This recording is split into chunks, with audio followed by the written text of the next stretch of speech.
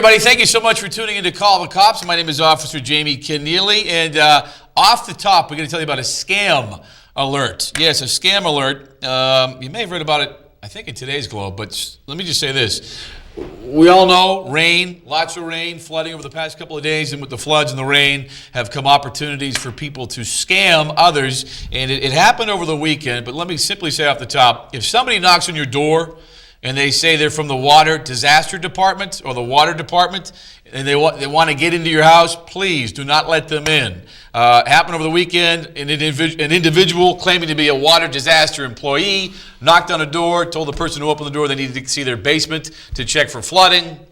The owner of the home and the scammer, if you will, went down to the basement. Once in the basement, the scam artist said, "Need you to turn on your washing machine." And when the washing machine was turned on, the scam artist said to the owner of the home, "Stay here. I got to get something from my truck." Yeah. When he went upstairs to get something from his truck, he rifled through the house, stole an undisclosed amount of money, while the poor victim remained in the basement for about 15 to 20 minutes. Real quick again, scam alert. If somebody knocks on your door, says they're from the Water Disaster Department, please don't let them in, and call 911 immediately, because, again, it happened over the weekend in Brighton. All right, that said, some video to show you. Davey, when you're ready to roll it, we'll send a shout-out to our guest last week. And if you watched the show, you know, here he was, everybody. The man in orange, Sergeant Phil Terenzi from the Boston Police Harbor Unit. Again, if you watched the show, and I know Mike and Eric did because they're big fans of the show. We'll get to that momentarily. But if you watch the show, again, Sergeant Terenzi, Harbor Patrol, just a reminder to people with small crafts or boats in and around Boston Harbor, given the difficult or the bad weather, make sure your boats are tied extra tight. Now, I don't know who this man is with the orange, okay, hold on, there we go, orange t-shirt. One of tonight's guests. We're talking about RAD. What is RAD? Well, that's a good question. RAD stands for Rape, Aggression, Defense, Training. And as you can see, yeah, this is some serious stuff. Two men in studio tonight. Sergeant Eric Krause and Officer Mike Charbonnier. We're going to see them in about 5 minutes, and they're going to tell us all about this program. Let me tell you right now, this is some good stuff. RAD training, which can be had throughout the city. All right, that said, take a look at Mary McGinnis.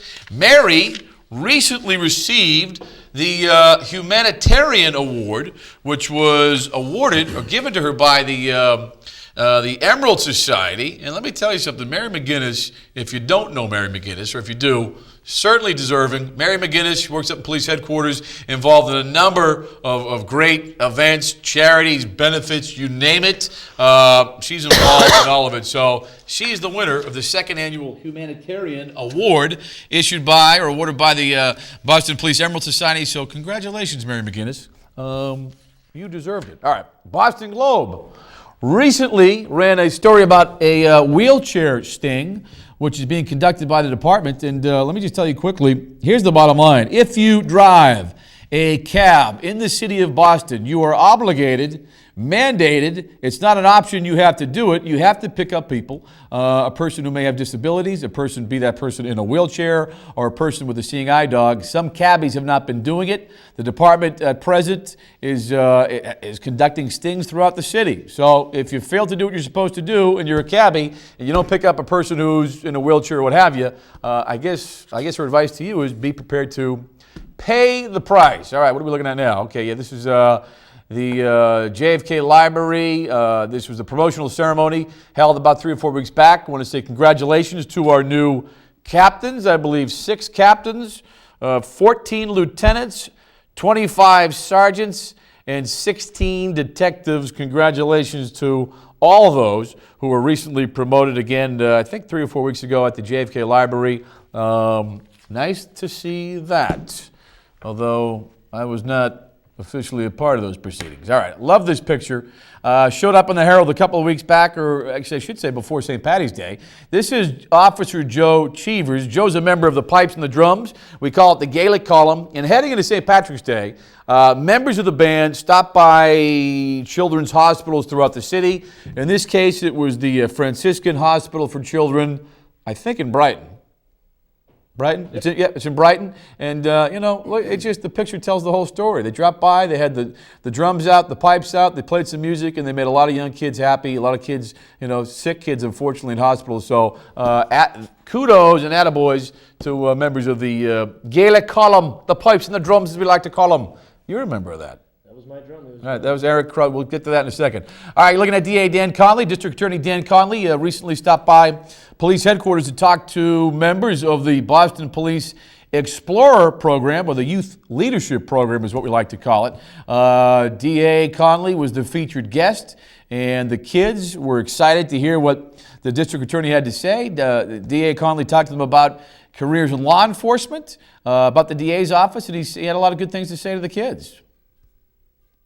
His main message, though, and he's coming up here, was just about, if there's something you'd like to do, don't be afraid to pursue it in law enforcement.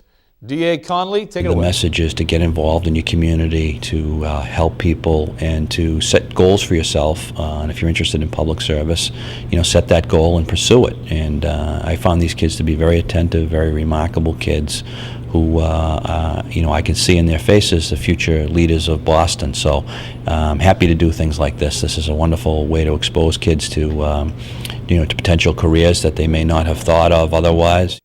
Yep, and the kids were happy to listen to the DA. Okay, this was a scene at the Boston Police Headquarters Media Room. Commissioner Davis presiding. It was a ceremony, if you will, for the latent print unit. They received full accreditation status. Full accreditation status, which I'm told, it's a pretty big deal. It means these guys are doing some good work.